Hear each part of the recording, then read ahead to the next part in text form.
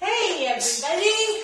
Welcome to the living room of Bernese Mountain Railway.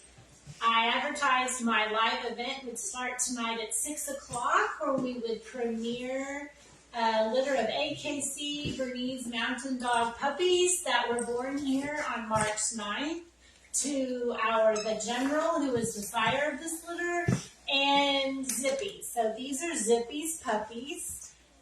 They're AKC Bernese Mountain Dogs, born, like I said, on March 9th. And it's kind of chaos here. This is romper room. So I thought we would start out by introducing as many of the puppies to you as we can. I've done 2 other live videos like this, and I have left out a puppy or 2 in each video, so I'm going to try and not do that this time. This is Maxwell. So this is a little boy named Maxwell. Got a good look at him. And this is Starbucks. So let me just tell you, this is our coffee-themed litter. Maxwell, Starbucks. Who do you have? This is Breve. Oh, she is a doll. Well, she's also a little bit shy. Yeah, but she's coming into her own. All right, this little guy here is Nitro. Okay, Nitro. Let's see, who have we got? They're just all so cute. They just come and go so quickly. We're going to follow this introduction with a Q&A. Got some questions that have been submitted. Duncan. Oh, Duncan! You know, I wasn't a Duncan coffee fan until he came along. It's growing on me. There's Duncan. Nitro tried to get a second round. Maxwell's trying to get a second We have a Folgers. There's Pete. Oh, yeah, P-E-E-T. Pete coffee. Oh, yes. All right, who have we got? We still need to do chai. Let's see. Wait a minute. Let's see. And yeah, that's Starbucks. And that's Maxwell. Chai is probably going to be right over there. Oh, yeah. This is chai. Now, chai lattes are my favorite, so I'm probably a little partial to her. And then, who's that? Is it the last one? How many have we done so far? That should be Folgers. This is Folgers. Okay, Folgers. So that's all 8 puppies. Can you say hello? So next, I thought I would show you some of our desensitization interactives. This is a child's music mat. I hate this thing. Yeah. They can walk on it, and it just makes noises. But I have to turn it off because I can't talk over it. And then, David, if you would grab those interactives, we can try and... David found some puppy puzzles at the Dollar Tree. Thank you. Now, this is the first time this litter has ever been exposed to a dog puzzle. So they might get it, they might not. We'll just have to see. What do you guys think?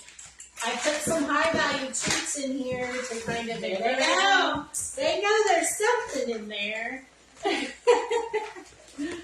Don't you? Can you figure it out? We'll just have to see. So, these were at the Dollar Tree. They probably won't hold up for a full-grown burner, but you can find all kinds of things pretty inexpensively to keep your dogs mentally challenged, and burners like to be mentally challenged. So, there they go. We also have another set of interactives. Our puppies are conditioned to chew on the appropriate things, and before we start on this, why don't we tell them a little bit about how the puzzle works? Oh. Right now, it looks like it might just be covered in... You want me to tell the dogs or the people? Okay. The way the puzzles work, I can pull them up. Hey, guys. You hide the treat in there, and then you cover it up with these things. And it can take quite a while for the pups to figure it out. That's kind of like the idea. Okay. Yeah. All right. And then these things, they're not dirty, we promise. Yes. These are dog toys that are appropriately sized for this age of puppy. And we have filled the nooks and crannies with a high value treat. Puppy peanut butter. I want to emphasize that it's dog peanut butter because there are some human forms of peanut butter that can actually be very toxic and fatal to dogs. So these are filled with just high value treats to condition them to chew on the right things. Eventually, they're going to not need to have treats on these to be baited to chew. So I'm going to see if we can take these up. They might not like that. Thank you. And we're going to put these down. Everybody gets one, right? We got to take turns.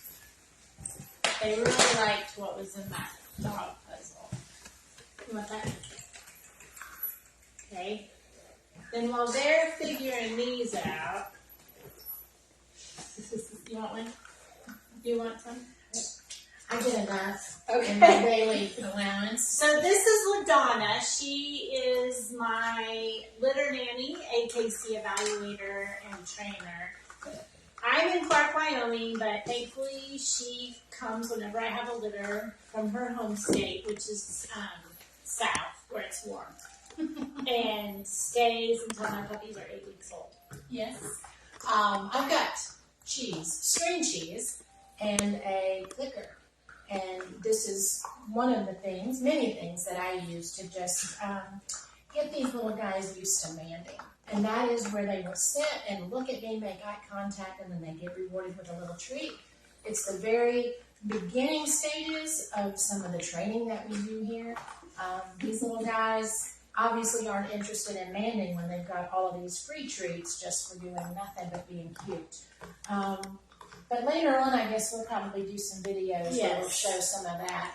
And you'll see it on the YouTube channel. Yes.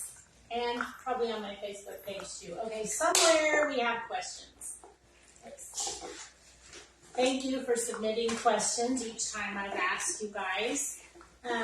One question is, what are the defining characteristics of your dogs? Okay. My dogs, I have 3 dogs in my breeding program with championship backgrounds. And that would be like the conformation side of the dog world where they meet the standard for a Bernese Mountain Dog. Also, the characteristics of my dogs are that they have a longer lifespan in their genetics than a lot of Berners. That's not to say we can guarantee every dog will live to be past 10 years old, but most of the dogs in that 4 generation back for my breeding dogs are all thankfully still alive and healthy. What are the unique features of your breeding program's methods and processes? Well, that would be my litter nanny, LaDonna, with the well-trained puppy. She comes in, like I said, and takes over as a nanny. She weighs them, she gives them their supplements. She spends all day, every day, for 8 weeks, interacting with these puppies. And It's a tough job, somebody's got to do it. And it's just a tremendous asset to the dog's foundation. She does early neurological stimulation with them from days 3 to day 16. And then she just spends time taking them constantly to different socialization opportunities, whether it be to a senior citizens center, a retail experience, getting the dogs exposed at an early age to as many different environmental stimuli as she possibly can. They're really learning this stuff. They are. What makes your dogs and breeding program different from competitors? Well, in all honesty, I don't spend a lot of time looking at quote-unquote competitor breeders. I do have breeder mentors that I have sought out who I've really been impressed with the quality of dogs that they produce. And I just try and learn as much as I can from those people. and that's where my breeding stock has come from, and try and emulate what they've done. So I can't speak to the breeders that I don't know. I know there are like backyard breeders and puppy mills. Those are tragic. I don't look at them. But for my breeding program, I have found what I feel to be the absolute best programs, that being puppy culture with open arms and a level head is another program.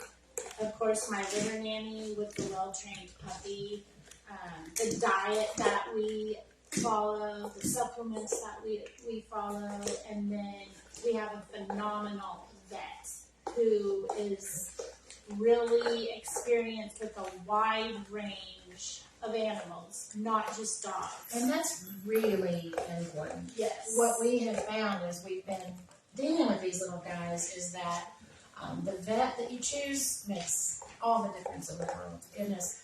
I don't want to call out names or do anything like that, but I do want to just put my 2 cents worth in.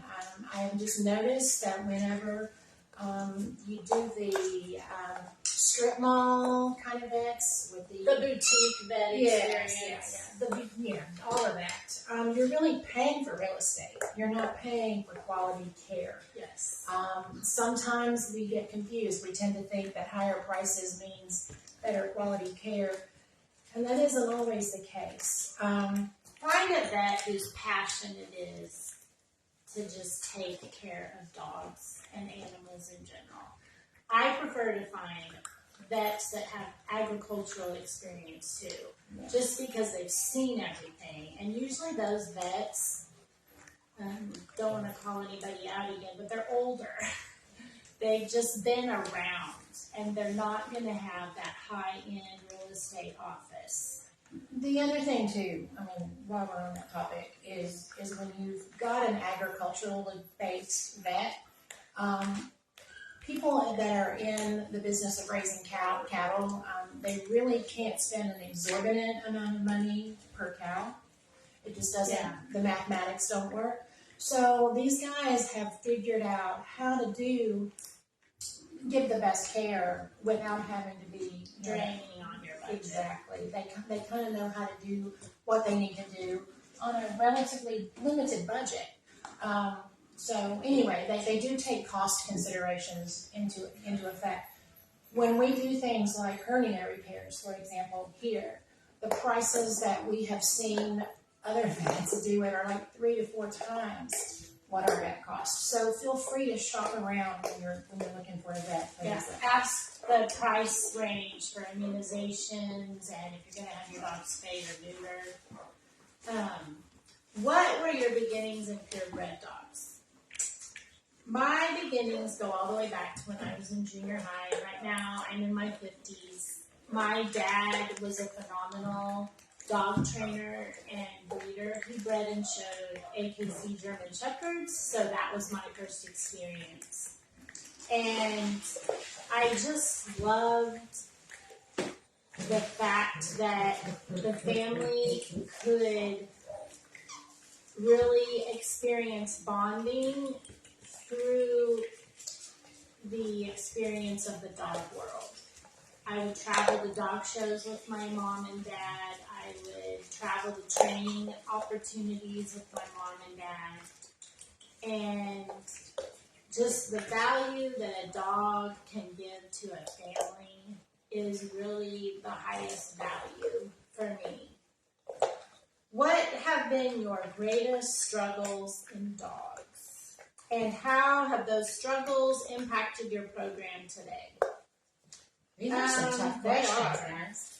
I think the greatest struggle for me has been to watch how our society has gotten more complicated.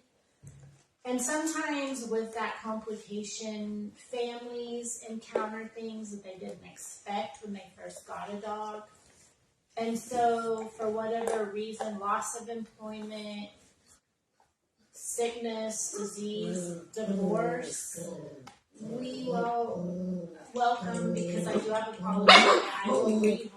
Hey, guys. Let's play nice. I will rehome a dog that is part of my breeding program. Good dog. But that is hard because a dog that's matured with one family and now their situation as a family has changed so drastically that the dog has to be rehomed to a different family. That is, it's just tough. But I can tell you how it has impacted my breeding program has been that I have gotten super critical almost, just be upfront about it, about how and who I place a puppy with. My puppy adoption application is pages long, and I require a lot from the families who think they want one of my puppies from litters that I produce. And I don't apologize for everything that I require from these people. I'm trying to make sure that as close to a lifetime guarantee that I can get from a family, that they will be a loving, nurturing family for the dogs that I produce. And for example, with a level head, with open arms and a level head, I now require all my families before they adopt one of my dogs to complete that video series.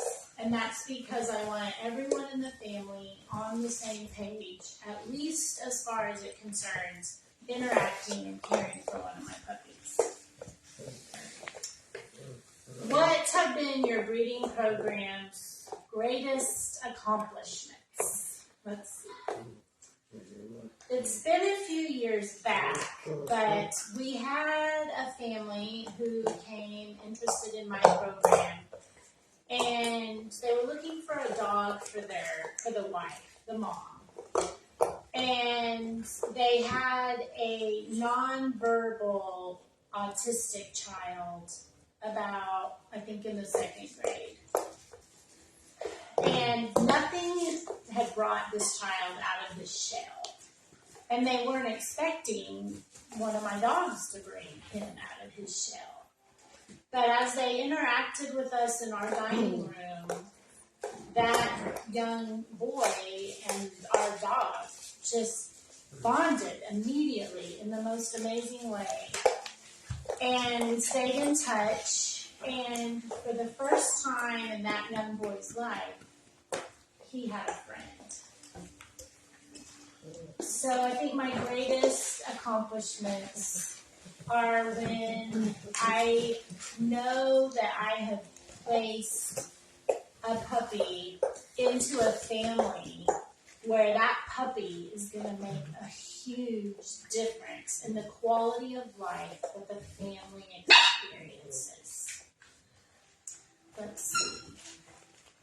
If you were to ask your mentors what promise or abilities they saw in you, what would they say? Well, I don't really feel comfortable answering that for myself. So, you want to help out? Ooh, okay. Well, what promises or abilities do they see in you? Any? There's lots. There's lots. And I don't say that just as a friend. I say that as a working relationship. One of the things I think that really means a lot to me is that you have a really intense ethic, a work ethic. You have an intensity about you and your program. She's very regimented. I'm not going to say hard to work with, but regimented. And there's a very extensive list of things that I'm expected to accomplish with each of these litters before they go home to you. And quite honestly, between if it were David and I, the world wouldn't know if you did it or didn't do it. You know. And I do know. And so she is adamant that with each and every litter, you're getting exactly what she's advertised that you get. I haven't seen that a lot of places. So that's meaningful. I see the amount of time and energy and the effort that you spend online dealing with clients and answering questions. And sometimes you'll answer the same question 10 times in the course of a week, and you're always gracious. And you don't ever make anyone feel bad or like a problem that the question is insignificant. That means a lot, because the puppies and what is in their best interest really is your top priority. Yeah. So I guess those are some things that would be that would stand out in my mind. Thank you. So we're gonna offer one more of these Facebook Live events for one more litter. I think we're gonna do it sometime Sunday, and I'll post the details about it. So again, if you have any questions that these 3 videos haven't answered yet, shoot them my way, and we'll continue to answer questions. And in the meantime, we're gonna just play and enjoy Zippy and the General's litter. Hey, Chad, you ready? Say bye.